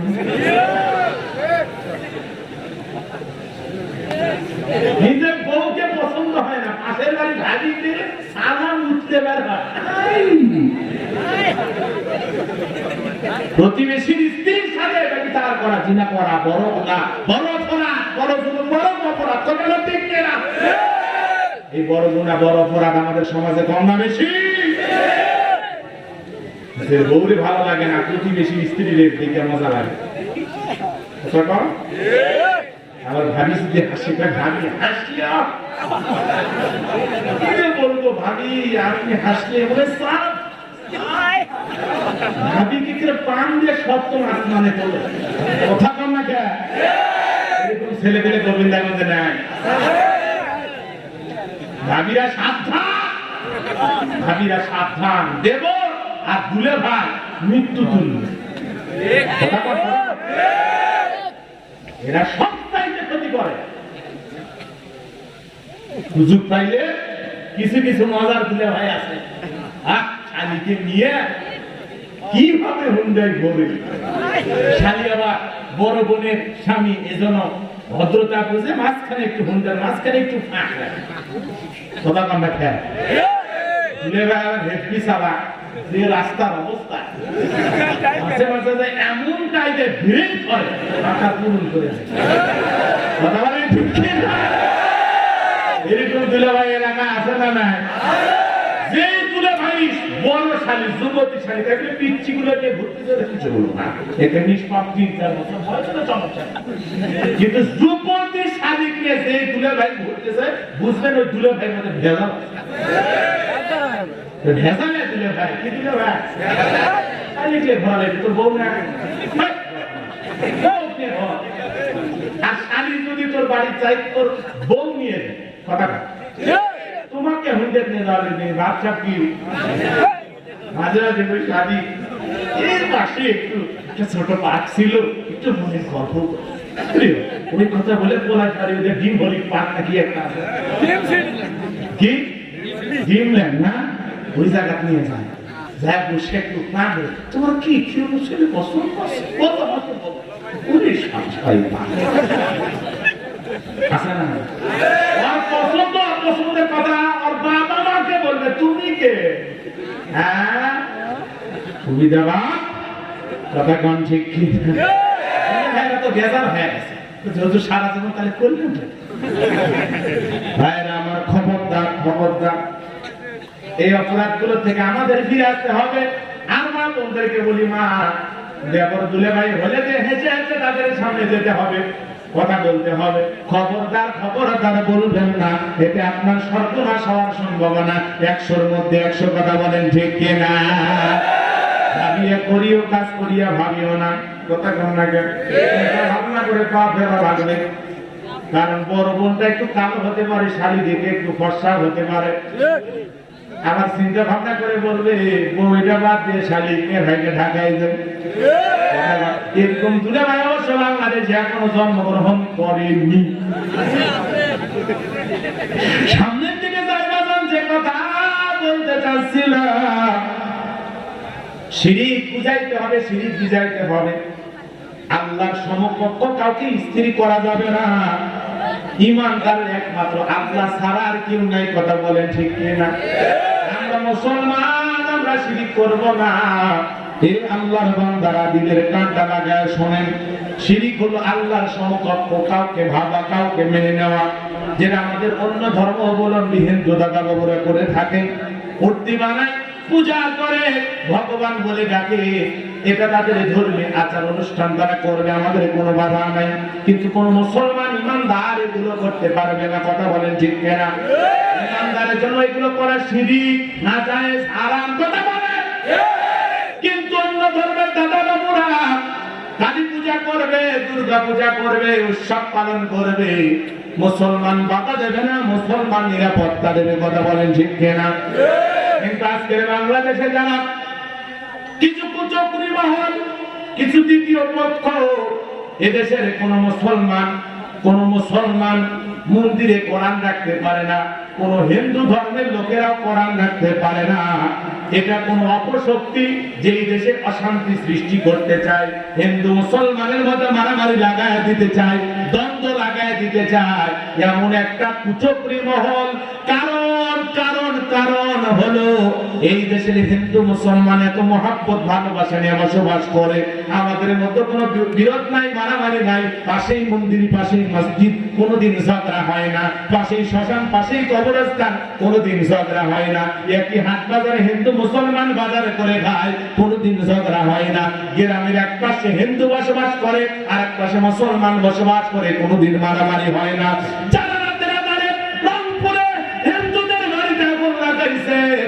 কোনদিন কোন ধর্মের লোক হতে পারে না। নিঃসন্দেহে এরা এই বাংলাদেশে অশান্তি সৃষ্টি করার জন্য ষড়যন্ত্রকারী কুচক্র মহল, এরা শয়তানের বাচ্চা, কথা বলেন, ঠিক কিনা? মুসলমান এগুলো করতে পারে না, ইমানদার এগুলো করতে পারে না, কথা বলেন, ঠিক কিনা?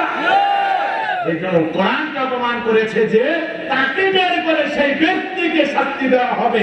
এই কারণে ইসলাম আপনাকে অধিকার দেয় নাই হিন্দুদের বাড়িতে আগুন লাগানোর জন্য, ইসলাম আপনাকে অধিকার দেয় নাই তাদের প্রতিমা ভাঙার জন্য, কথা বলে, ঠিক কিনা? এ সাহস দিয়েছে আপনাকে, কে অধিকার দিয়েছে? যারা এগুলো করেছে তাদের শাস্তি দিতে হবে, কথা বলে, ঠিক কিনা? কারণ মুসলমানদের কাছে অন্য ধর্মের মানুষেরা সবচাইতে নিরাপদে থাকবে, কারণ তাদের দেখাশোনা করা, তাদের নিরাপত্তা দেওয়া, এটা মুসলমানের জন্য ইবাদত, এটা আমানত, কথা বলে, ঠিক কিনা?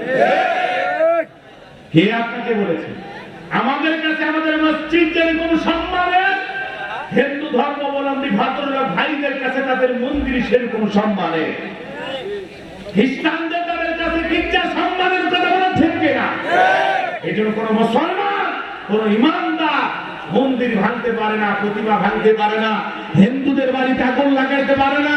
কারা এই সুন্দর বাংলাদেশে সুন্দর পরিবেশটাকে অশান্ত করতে চায়, দাঙ্গা হাঙ্গামা বাঁচাইতে চায়, ওদেরকে ধরে ধরে শাস্তি দিতে হবে, কথা বলেন, ঠিক কিনা? এদেশ একটা সম্প্রীতি, একটা ভ্রাতৃত্ব নিয়ে আমরা বসবাস করতেছি। হিন্দু মুসলমানে কোনদিন আমাদের দেশে মারামারি হয় না, কথা বলে, ঠিক কিনা? খারাপ করেছেন, কষ্ট পেয়েছেন হিন্দুদের সাথে, আমরা কত জায়গায় উঠা বসা করি, কথা বলেন। এদেশ এমন একটি দেশ, নজিরবিহীন মডেল একটি রাষ্ট্র বাংলাদেশ, কথা বলেন, ঠিক কিনা? এই জন্য আমি আপনাদেরকে বলবো, লাগালাগি মসজিদ মন্দির থেকে ঝগড়া হয় না, দ্বন্দ্ব হয় না, মন্দিরে টনটন আওয়াজ। এমন একটা মন্দির বাংলাদেশে আছে, এমন কিছু মন্দির আছে যেখানে পূজার সময় তার আজানের যে নির্ধারিত সময়, এর একটা ক্যালেন্ডার করে আজান যত সময় হয়, নামাজ যতক্ষণ হয়, ততক্ষণ পর্যন্ত তারা ঢাক ঢোলক বাজায় না। কথা বলেন ঠিক কিনা?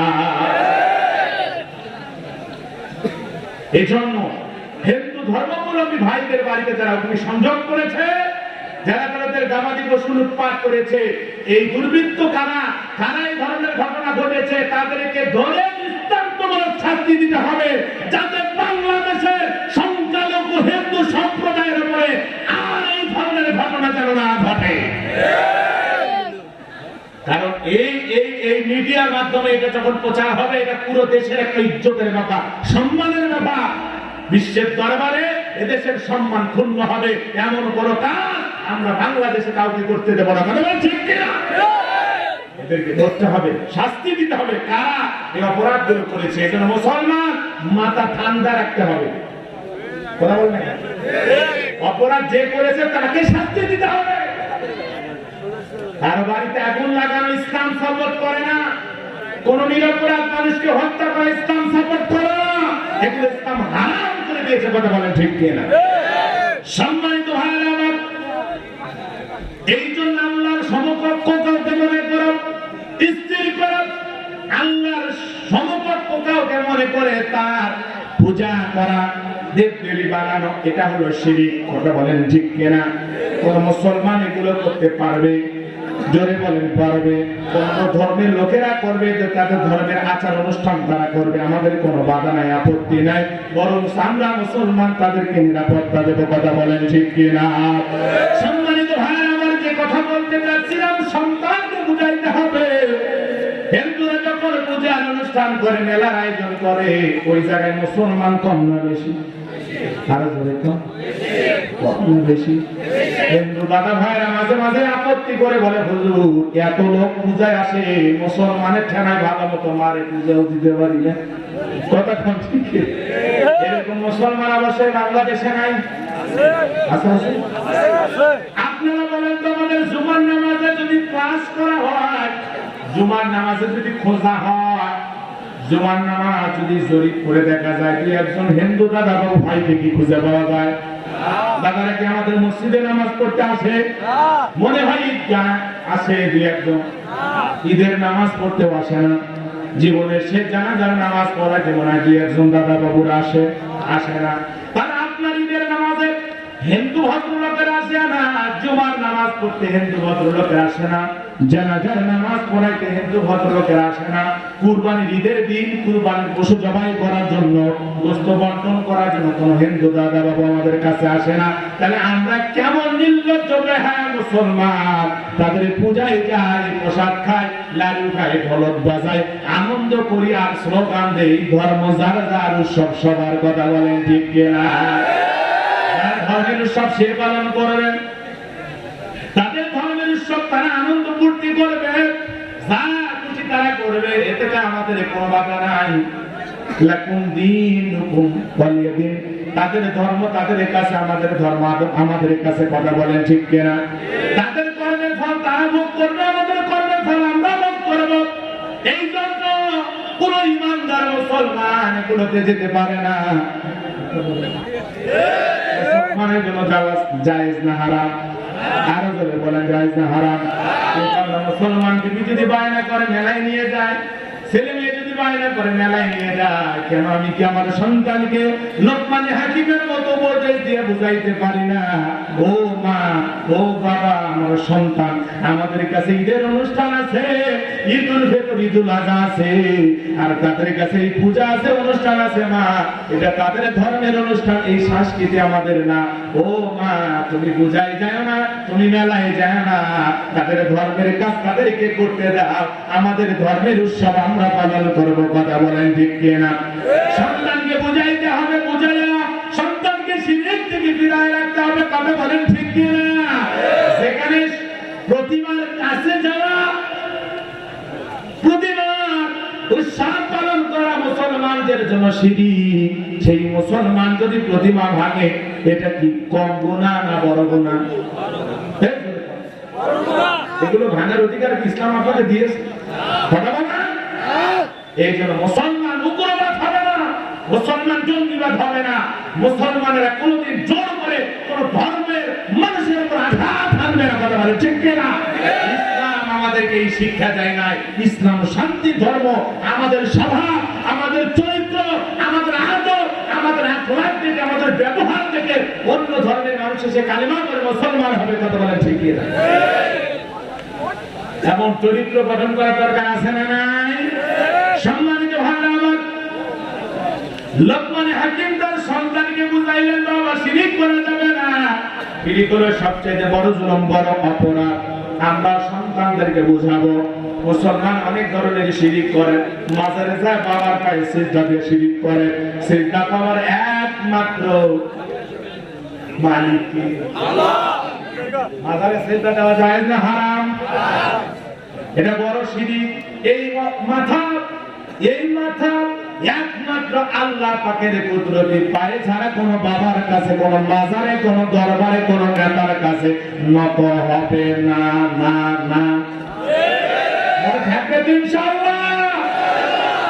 কিন্তু মুসলমান মাজারে না বাবার কাছে চাইবো কাকে? চাইবো কোথায়? মাজারে না মসজিদে? মনে থাকবে তো ইনশাআল্লাহ। মুসলমান শিরিক করে ট্রাকের পিছনে সেরা স্যান্ডেল ঝুলায় রাখে কেন? বলে হুজুর দুর্ঘটনা থেকে বাঁচার জন্য। আল্লাহর উপরে আস্থা নাই, বিশ্বাস নাই, সেরা স্যান্ডেলের উপর ভরসা করে আছে না? আবার দেখবেন মাজার থেকে গাড়ি বের করে কেন? জানেন না হুজুর বিরাট বড় আল্লাহর লিস্টে আছে, ধরে করে গাড়ি চালালে গাড়ি খাদে পড়বে, অ্যাক্সিডেন্ট করবে, দুর্ঘটনা ঘটবে। কোন মাজারে ঘাট দিয়ে গেলে গাড়ি যদি দুর্ঘটনায় খাদে পড়ে, বোঝা যাবে মানে আল্লাহর লিস্টে নাই, ওখানে টাকা শুয়ে আছে, কথা বলেন ঠিক কিনা? আল্লাহ ওয়ালা শুয়ে থাকলে তো সে আল্লাহকে বলবে, আল্লাহ আযাব গজব দিও না, বিপদ বালা মুসিবত দিও না, আমি তোমার বন্ধু এলাকায় শুয়েছি, এলাকায় রহমত পাঠাও, রহমত পাঠাও, কথা কও। আল্লাহ ওয়ালা দোয়া করবে, আল্লাহ বিপদ দিও না, আমি আছি এলাকায়, কথা কও, কথা কও। মন খারাপ করেছেন? মুসলমান ভালো করে বোঝার চেষ্টা করবেন। কত ধরনের শিরিক সমাজের মধ্যে আছে দেখবেন। কেউ আবার করে সন্ধ্যাবেলায় টাকাটা বাজায় না, এগুলো ধারণা করাও শিরিক। এরপরে অনেকে আবার বলে শনিবারে যাত্রা করা যায় না, কেন হয় না? শনিবারের দিন ভালো না, এখন ঠিক কিনা? আবার দেখবেন নতুন বিয়ে করে নিয়ে আসছে, নতুন ছেলের বউ চা বানাইতে গিয়ে যদি কাপটা হাত থেকে পড়ে ভেঙে যায়, বলে কুলক্ষণা অলক্ষণা বউ, এগুলো ভাবাও শিরিক। কারণ তকদিরের ভালো মন্দ একমাত্র তার হাতে, ওয়াল কদরি কি শাররিহি মিনাল্লাহি তাআলা, তকদিরের ভালো মন্দ একমাত্র তার হাতে। ওই চায়ের কাপ আপনার হাত থেকে পড়ে ভেঙে যেতে পারে, আপনার মেয়ের হাত থেকে পড়েও ভেঙে যেতে পারে, এটা একটা ছোটখাটো দুর্ঘটনা। এর কারণে কাউকে অলক্ষণ কুলক্ষণ বলা যাবে।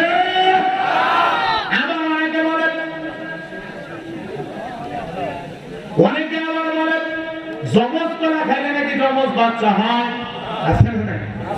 এগুলো ধারণা করা শিরিক।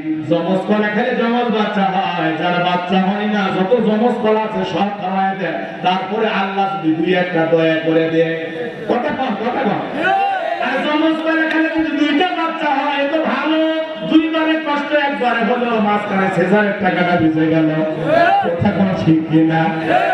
অনেকে আবার বলে কপালে কালো টিপ দেওয়া শিরিক, এগুলো কথা কালো টিপ দেয় কেন? সন্তানকে বদ নজর থেকে বাঁচানো, কপালে দেয় আবার পায়ে দেয়, এগুলো দেয়া যাবে না, মনে থাকবে তো ইনশাআল্লাহ। এরপরে মানুষের নাম খালেক, মালিক, জব্বার, এগুলো বলা যাবে না, রহমান বলা যাবে না। মানুষ হলো আব্দুর রহমান, আব্দুল খালেক, আব্দুল সাত্তার, আব্দুল জব্বার, আব্দ দাস, গোলাম, বান্দা, কথা বলে মনে থাকবে তো ইনশাআল্লাহ। শিরিক বুঝাইতে গেলে অনেক, আবার দেখবেন চিয়াবাদের কাছে ভাগ্য গণনা করে শিরিক। অনেক ভণ্ড কবিরাজের কাছে যায়, ভাগ্য গণনা করে। ভণ্ড কবিরাজ আবার বলে বালিশের নিচে 3টা তাবিজ, তোর স্বামীর মঙ্গলবারে গোসল করায় দিস। এটা আজেবাজে ভাগ্য গণনা করে, যে ভাগ্য গণনা করে ওর যদি টিয়া পাখির মাধ্যমে, আংটির মাধ্যমে ভাগ্য গণনা করে বড় লোক হওয়া যায়, এগুলো ক্যাপাসিটি, বুদ্ধি, জ্ঞান যদি ওর ভিতরে থাকতো, ওই টিয়া পাখি দিয়ে নিজের ভাগ্য গণনা করে নিজে আগে কোটিপতি হইত, আর রাস্তায় রাস্তায় ঘোরা রাখতো না। কথা কোন ঠিক কিনা?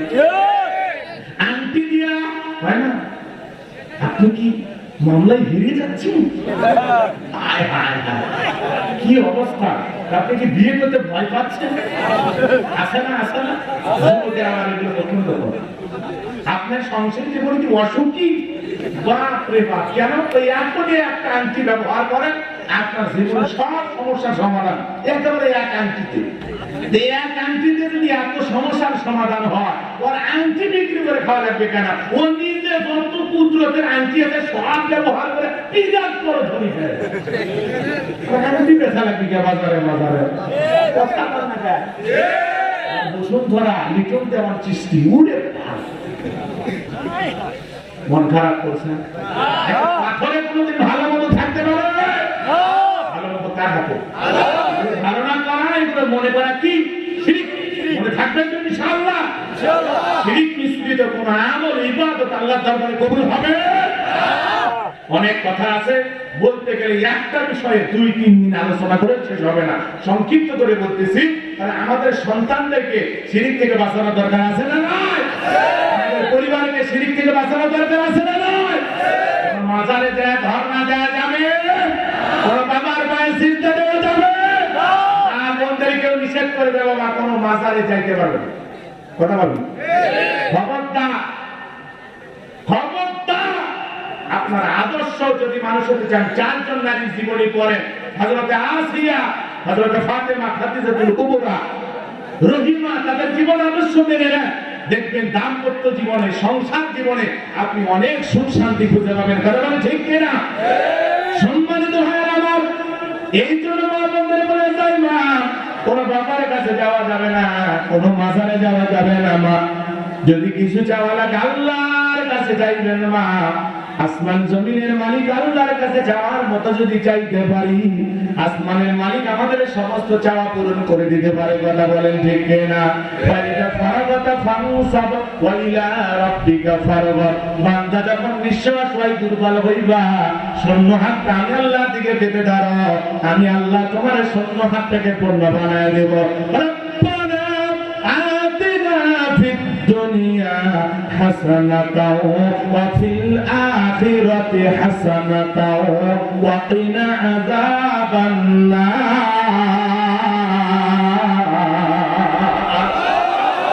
সূরা বাকারা 201 নম্বর আয়াত। আল্লাহর কাছে বলবে, আমাদের রব আমাদেরকে দুনিয়ার কল্যাণ দান করো, আখিরাতের কল্যাণ দান করো, আর কঠিন জাহান্নামের আগুন থেকে মুক্তি দাও। তাহলে ইহকাল পরকালের কল্যাণ দেওয়ার একমাত্র মালিক কে? নাকি কোন বাবা? ওই বাবা দরবারে যারা গান গজল গায়, ওদের মাথার তার মার ছিঁড়ে যায়। কি গজল গায়, কি গান, মাথা কাজ করে না। ওইখানে দরবারে পড়তেছে, বাবার আমায় ডাকতেছে, আহিরে মালিক আমার বুকে। খালি হুজুরের দল বলে পানি গড়বড়া করতে, পানি কোন দিক দিয়ে গড়বড়া করতেছে? তোর বাপের কোন জায়গায় লিক আছে রে? কোন জায়গায় ফুটে আছে? কথা কোন না পানি গড়বড়া করতেছে? কিসের পানি এটা আর কয়? কিসের পানি এটা আর বলে? পানি দেওয়ার দায়িত্ব আল্লাহর ফেরেশতা মিকাইল আলাইহিস সালাম। কথা বলেন ঠিক কিনা? এই দায়িত্ব কেমনে পাইলে? হ্যাঁ, এগুলো বন্ধামি দিয়ে মানুষকে পাগল বলে, একটা ঝাঁকা নাকা সুর দিয়ে মানুষকে ডাকে। কথা বলেন ঠিক কিনা? কি গান কয়? তোমায় ডাক দিলে পাগলার দিকে সাইও রে, ও মুর্শিদ গো, ধীরে ধীরে ধীরে ধীরে আইও রে। কি কান্দ আব্দুল আমিন ফের। কথা বলেন ঠিক কিনা? এগুলো কোনো ভণ্ডদের দরবারে যাওয়া যাবে? মনে থাকবে তো গোবিন্দগঞ্জের মুসলমান, মনে থাকবে তো ইনশাআল্লাহ। হক্কানি আল্লাহ ওয়ালাদের কাছে মায়ের আমার দিলের কানটা লাগায় শোনেন, এগুলো ভণ্ডদের দরবারে যাওয়া যাবে না, হক্কানি আল্লাহ ওয়ালাদের দরবারে যাওয়া যাবে। আজেবাজে গান না শুনে, এই যুবক তুমি ইসলামী গান শুনবা, কোরআন তিলাওয়াত শুনবা, চরিত্রের পরিবর্তন হয়ে যাবে। কথা বলেন ঠিক কিনা? এমন এমন গান আছে গানগুলো শুনলে কবরের কথা স্মরণ হয়, মৃত্যুর কথা স্মরণ হয়। কথা বলে ঠিক কিনা? এই গানগুলো তোমরা শুনবা, কি সুন্দর গান শিল্পীরা এখন গায়, ইসলামী সঙ্গীত গুলো, সেগুলো তোমরা শুনবা, জীবন পরিবর্তন হয়ে যাবে। কথা বলে ঠিক কিনা? জমিনের মাটি আমার হবে গোরস্থান। কথা বলে, জমিনের মাটি আমার হবে গোরস্থান। এগুলো শুনবা তোমরা, জীবন পাল্টে যাবে। মন খারাপ, এগুলো শুনবা। সাজ দিয়া রুকনুজ্জামান, শিল্পী মুশিউর রহমান, তাদের এই গজলগুলো তোমরা শুনবা, দেখবা ভালো লাগবে। কথা বলেন ঠিক কি না? সময় নাই, লম্বা করতে পারবো না, রাত্রি অনেক গভীর হয়ে গেছে। বাজান গো আমার, সামনের দিকে যাই, তাহলে লোকমান হাকিমের মতো সন্তানকে উপদেশ দিয়ে বুঝাইতে হবে আল্লাহর সাথে কখনো শিরিক করবা না। তাহলে কিছু যদি চাওয়া লাগে বাবার কাছে না, চাইবো কার কাছে? কেউ যেটা দেয় না দিতে পারে নাকি? কেউ যেটা শোনে না সেইটা শোনেন কি? দিলের কান্ডা রাখা শোনেন। লোকমান হাকিম যখন তার সন্তানকে আল্লাহর সাথে পরিচয় করা যায়, শিরিক সন্তানকে বুঝায়, আসমানের মালিক আল্লাহ খুশি হয়ে গেলেন। এইবার আল্লাহ তার সন্তানকে বাবা মার সাথে পরিচয় করা দিয়ে বলেন, ওয়াসাইনাল ইনসানা বিওয়ালিদাইহি হামালাতুহু উম্মুহু ওয়াহানান আলা ওয়াহানিন ওয়া ফিসালুহু ফি আমাইনি আনিশকুরলি ওয়া লিওয়ালিদাইক ইলাইয়াল মাসীর।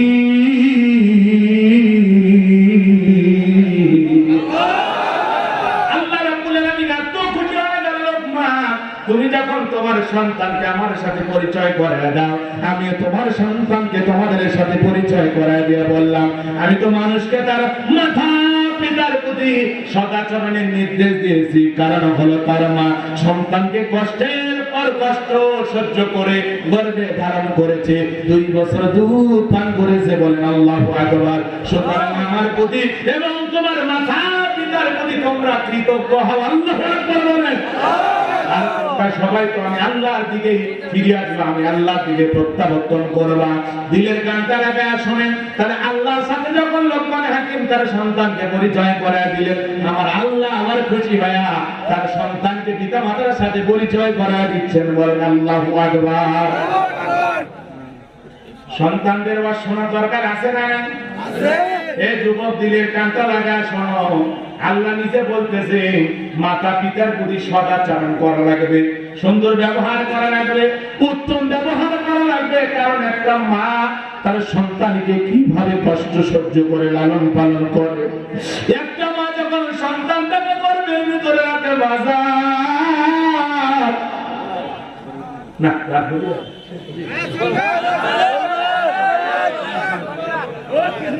সুলুক সুলুক বললে হবে।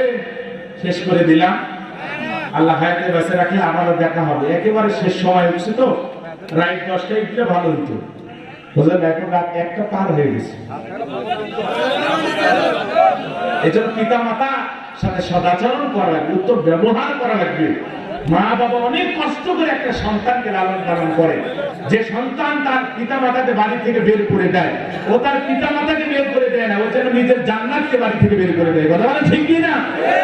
পিতা মাতার খেদমত করবো তো ইনশাআল্লাহ। সবাইকে পিতা মাতার খেদমত, পাঁচ ওয়াক্ত সালাত আদায় করা তৌফিক দান করুন। ওয়া আখিরু দাওয়ানা আলহামদুলিল্লাহি রাব্বিল আলামিন।